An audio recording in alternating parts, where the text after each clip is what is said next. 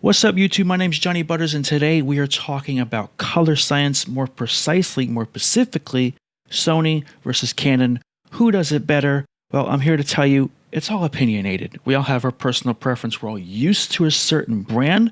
Like me, I am used to Canon. I am used to their color science. I've shot with Sony. I don't mind their color science. It has drastically improved over the years. But that is the key point, jumping straight into it. The fact that they have to mention that their color science has improved over the years just shows you how bad it's actually been. We're going to get into quite a few examples. We're going to discuss it. But to be very, very clear, yes, this is an opinion. This is not any sort of factual evidence that, hey, Canon is better or A, Sony is better. We're just kind of pinpoint the differences, the subtle differences in the Sony versus the Canon to help you kind of decide, okay, you know what? Maybe the Canon is better, or maybe the Sony is better. So let's jump right into it. Now, when we're comparing two brands and their color science behind their sensors, the go-to comparison right when you Google search it is portraits, skin tones. And I would say Sony has caught up drastically. Now, as I mentioned, it's been a known fact that Sony has had horrible color science over the years, but I think they've finally caught up in regards to skin tones. As you can see, comparing, older cameras, the Sony a7 III versus the 5D Mark III, the Canon is drastically better, in my opinion. Now, the Sony it looks more cool. And when it comes to skin tones, your skin tones aren't more cool, they're more warm in most cases. But I think, again, another example, I don't know which camera is which, but that's a pretty damn close comparison. Now we're getting to the point where we're nitpicking, maybe, being a little bit biased because I shoot Canon or they shoot Sony. So, but my goal here today is to kind of forget skin tones. Again, I think Sony has caught up, but more so let's talk about the stuff around and in the environment, the sky, the trees, cars, how it renders different things versus just skin tones, because we all don't just shoot portraits. We shoot a lot of landscapes. Some of us do video. So there's a lot more going on in the image versus just somebody's face. So let's jump into a little bit of some comparisons when it comes to other things in the image. All right, jumping straight into the first comparison, we have Tony Norchup, a very well-known YouTuber who does a bunch of different tests comparing different cameras. We all should know who he is. Some people disagree, some people agree. Again, all this is opinionated at the end of the day. I want to make this very clear so we don't have a war in the comments below. But going off of these images that he's showing, we have, I believe, the R5 on the right and the A7R Mark IV on the left. Now, right off the bat, most of you, or a decent amount of you, would probably think the Sony is more accurate. But even Tony mentions that the Canon nailed it much better. And the first thing that I noticed looking at these two pictures is that the Sony on the left here and the Canon on the right have different colors. And if you'll look behind me, the actual color here is more towards the Canon. The light in the background is way more accurate on the Canon than it is on the Sony. It's a purple light, but if you look at the Sony, it's more like light blue. It's more bluish. And then the overall exposure too, the Sony is a little bit brighter than the Canon. The Canon nailed the exposure on the whites when it comes to the books on the right as well. Point being, it's just a better overall exposure coming from the Canon. And that has been my experience over the years. Now, I tried out a Sony a6300 years ago. Different color science, not a direct comparison, not a fair comparison. Totally agree. However, just walking around casually shooting, relying on the camera to not only expose, but, white balance as well. And I think I had like a 70D or an 80D at the time. And I can tell you right now, from my experience, the Canon rendered color way better than the Sony. And even now in 2020, comparing their latest cameras, you can see that the Canon, in my opinion, is doing a better job than the Sony. Now, does this mean the Canon is better overall? Well, of course not.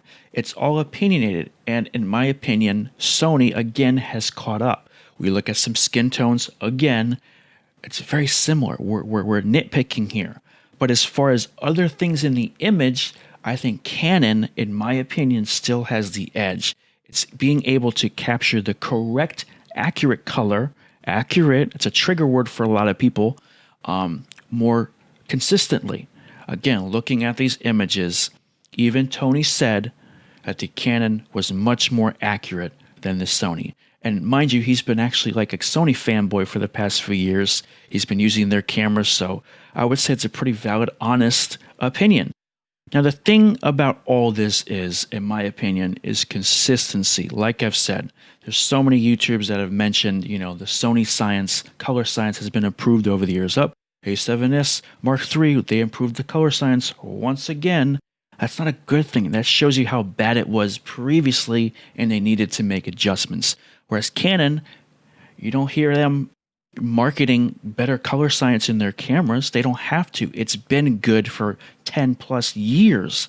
So if I was to do this comparison, I wouldn't need to go out and get an R5 to do a direct comparison against the latest Sonys.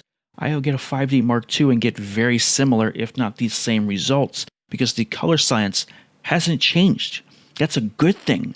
It's a better claim at accuracy than Sony or any other camera for that matter. Look at ARRI. ARRI is known to have crazy good, warm, accurate skin tones. They're used in so many Hollywood films for a very good reason, because it's accurate on its color rendition. And you never see ARRI promoting better color science because they don't have to. The color science, the accuracy is already there. So my point to all this is, we're nitpicking, we're debating, it's silly, it's all opinionated, perfectly fine. We're just having fun here. It's all a personal preference. I personally prefer the Canon. If I was to jump into the cinema world and shoot a Hollywood film, I would definitely choose an ARRI over a red. Just personal preference. I feel like red has a more creative look. It has that green tint to it. Might work for some situations depending on your film, but in my opinion, ARRI just kills it in terms of color science, color accuracy, Hollywood, etc. But when it comes to Canon versus Sony, yeah, it's all opinionated. It's all just, we're nitpicking. But in terms of just walking around with the camera every single day, the Canon is going to nail it better than the Sony. And they have been for 10 plus years. And you can see it in the results I just showed you. You can go to Best Buy and pick up a Sony, pick up a Canon, and you'll see it for yourself. It could be a 5D Mark IV, it could be a M50, it doesn't matter. The color science on the Canon has always been consistent for a very good reason, because it's accurate, and there's no debating there. And it doesn't in any way mean the Canon is better. It just shows you the consistency with Canon, and we should applaud that. And yeah, we should applaud Sony for improving their color science, improving a lot of things, finally getting a flip out screen 10 years later. But let's not ignore the fact that it's been 10 years since they got a flip out screen. Let's not ignore the fact that previous cameras from Sony have had horrible color science. And there's so many videos on YouTubers complaining how hard it is to edit the footage to get the colors the way they want to get it, or even edit the raw pictures to get the colors the way they want to get it. It's been an issue. So let's not act like this isn't a thing. Why would you even have to mention that if the Sony color science is better than Canon, or it's always been good? Because it hasn't. It hasn't been good. People have struggled to edit Sony footage for years. Pictures, video, it's been going on for a while. It's a known issue. That's why the Canon overheating on the R5 is such a shock to people, because Canon never had any overheating issues on their cameras. So it's kind of like this back and forth thing with these two brands, and by all means, I'm actually for it. It's good competition. Again, Sony, it took them 10 years to get a flip-out screen. Well, now it's Canon's jumping into the mirrorless world completely, and now they're dealing with Sony's been dealing with for the past few years, and that is overheating issues. Sony's now addressed that, improved it. Now we're waiting on Canon to kind of catch up. So it's the same thing. It's like this back and forth game of, hey, we do this better, and then we do this better, and then we do this better, and then we do this better. So, it's no different than, Apple versus Android. Android gets this feature, Apple gets that feature. This person copies this person copies that. It's the same concept. So again, all opinionated, personal preference, and I would like to hear your feedback in the comments below. But I am out. Feel free to comment, subscribe, share the video. I know this is a big one. This is going to cause hell in the comments, but I'm all up for it. I don't hate the Sony. I really don't. I would easily get an A7S Mark III if I wasn't invested in Canon glass. I haven't used Canon consistently for 10 plus years because that's my turn on. It's just knowing I can pick up a Canon camera and get the same color science, get the same accuracy. And that's why I choose Canon. It's not because of certain video features or the fact that it's 45 versus 12. I don't care about any of that stuff. That's more luxury. But when it comes to just picking up a camera, walking outside and taking photos, I like how the Canon produces color over this Sony or any other brand for that matter, except for ARRI. ARRI is a beast.